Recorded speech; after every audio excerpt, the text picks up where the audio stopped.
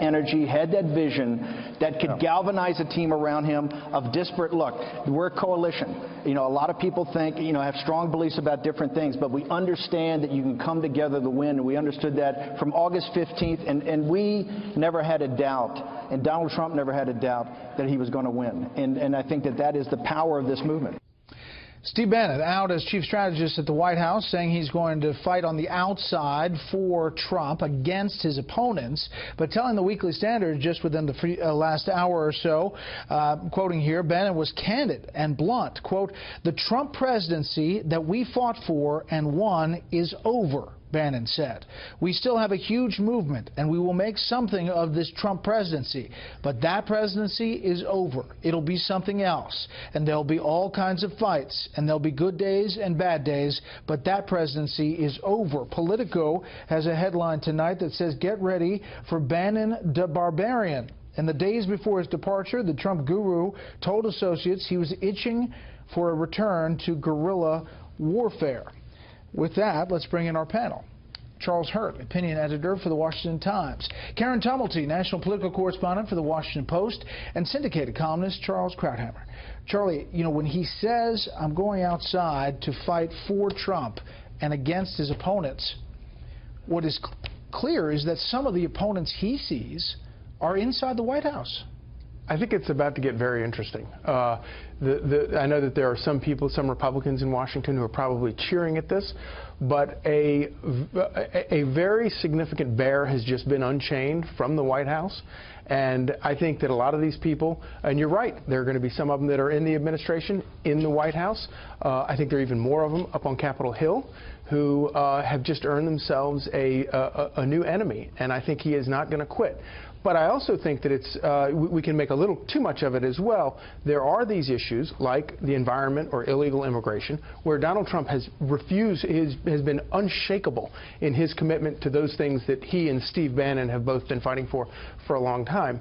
I think in the other areas like Afghanistan and some of these global affairs issues or trade with China, things like that, I think that that's where we're going to see a lot of the fireworks. So, Karen, is, to Bannon's quote, is that Trump presidency over? Are we seeing a new evolution, a kind of formation of this new Trump presidency? You know, there is nothing linear to the Trump presidency. So to declare that something is over or something has begun is almost, you know, meaningless with this president.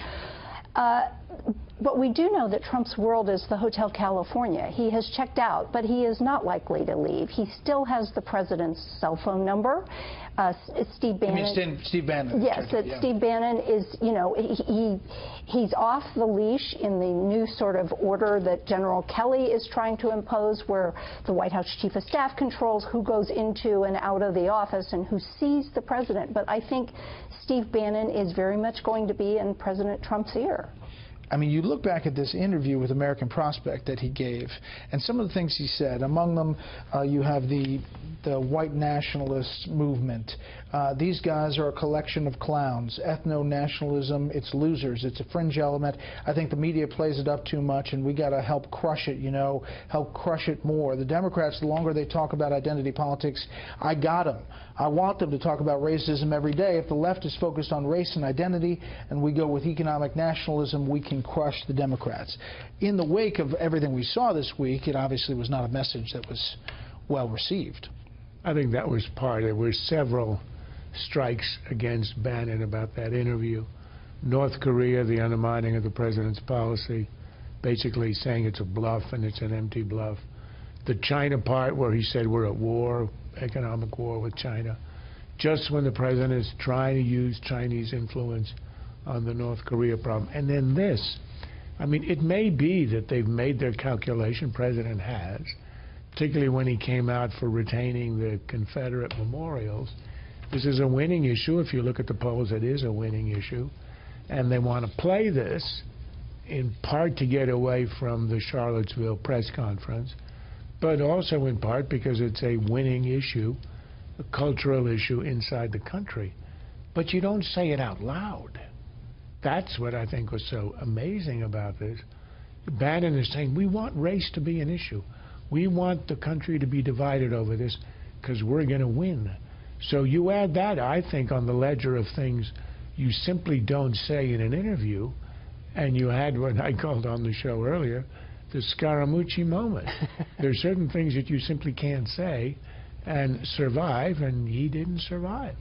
So there are conservatives, Charlie, who are saying that this is the last of the Trumpians, you know, besides President Trump himself. And Tucker Carlson earlier on this show said, look at everybody else who's advising the president, and would they feel uncomfortable in a Hillary Clinton administration? I mean, what about that for conservatives who look at this administration and say, this is not the one that I saw?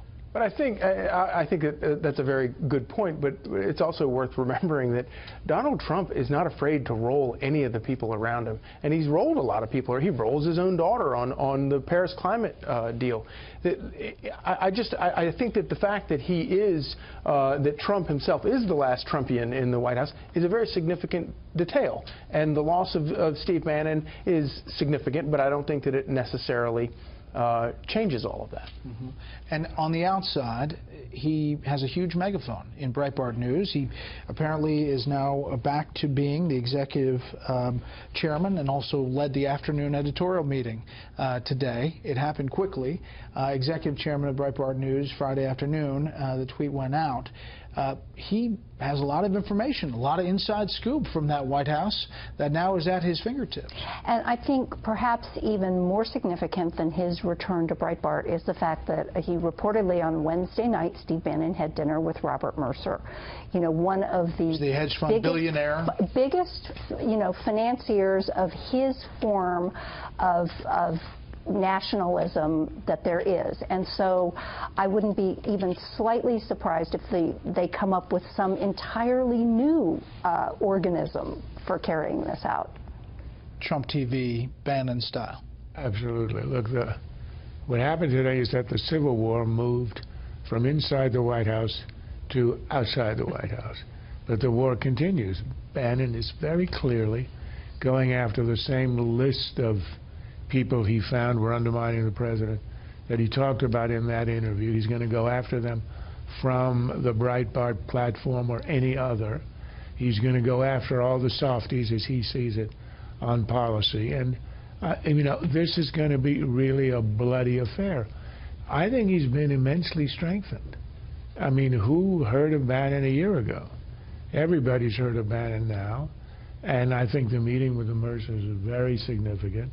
He's got billions of dollars behind him, the platform, the machinery of Breitbart under him, and he's got a clear, free-fire zone.